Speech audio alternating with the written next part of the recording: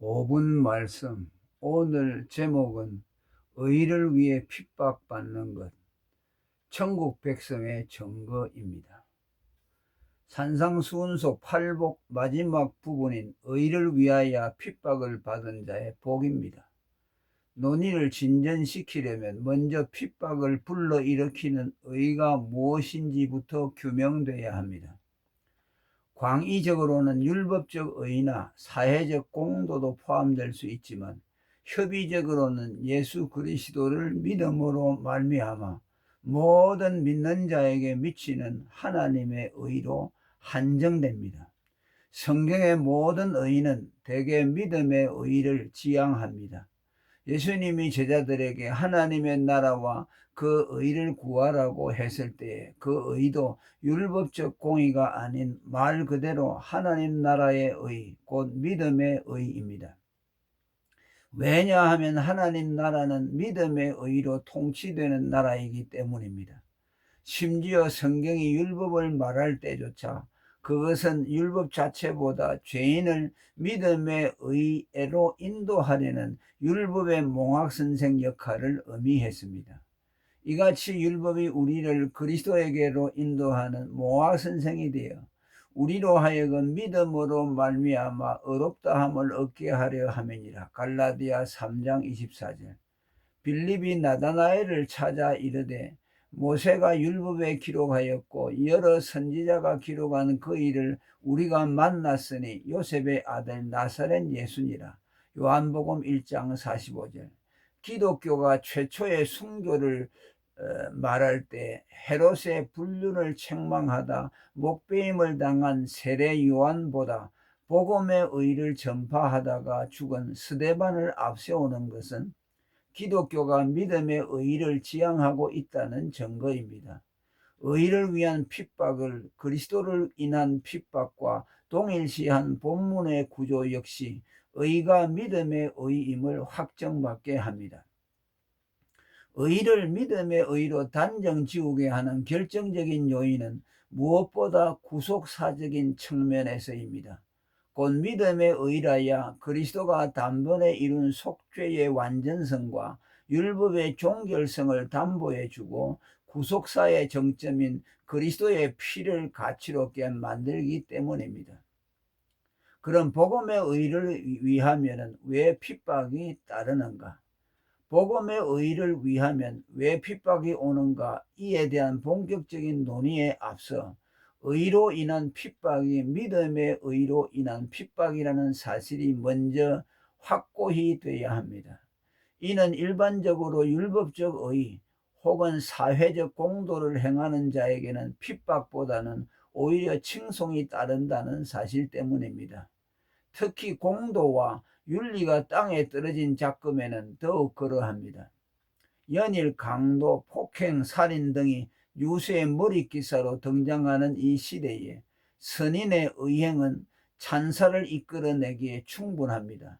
살신성인한 소위 의사자들은 국가나 사회가 기념비를 세워주고 그 의와 덕행을 길이 칭송합니다.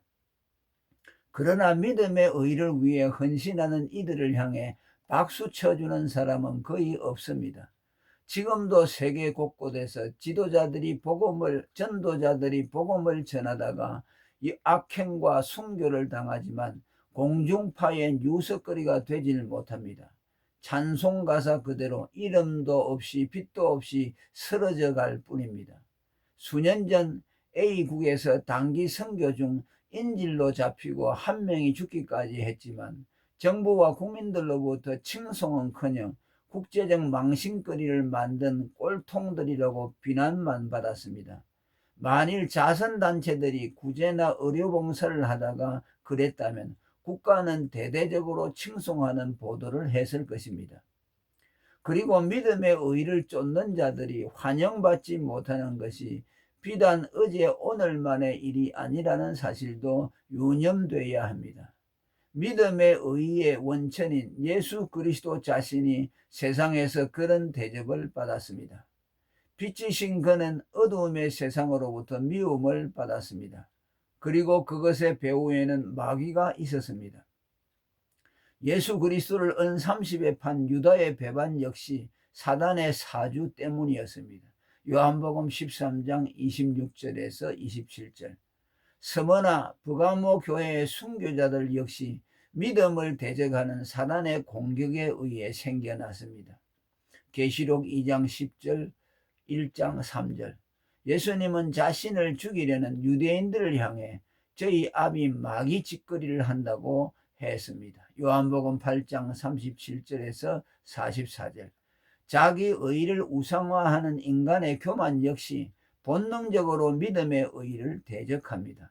예수님 당시 자기 의를 떠받들던 율법주의자들, 그리고 오늘날 성화를 칭의의 조건으로 삼는 이신행 칭의자들에게는 인간의 의를 무로 돌리고 오직 믿음으로만 의롭다함을 받는다는 가르침이 견딜 수 없는 것이었습니다. 그들이 예수를 십자가에 못 박고 믿음의 의의 전파자들을 핍박한 것은 어쩌면 당연한 것이었습니다.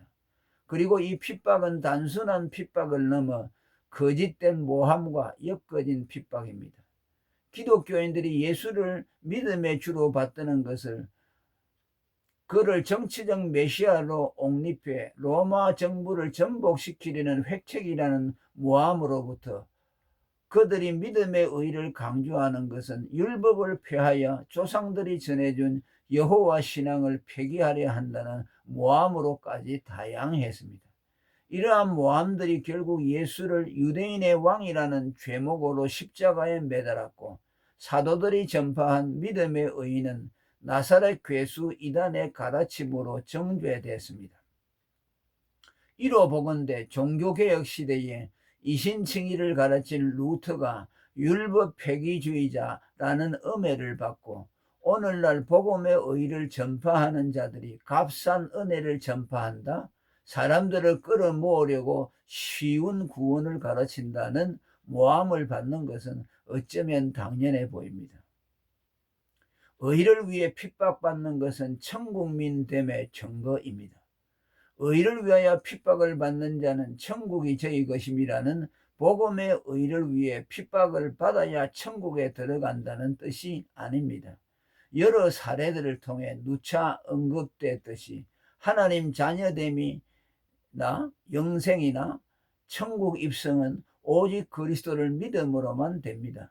그 말씀의 진리는 믿음의 의를 위해 헌신하고 핍박받는 것을 통해 그들이 천국 백성임을 확정한다는 뜻입니다.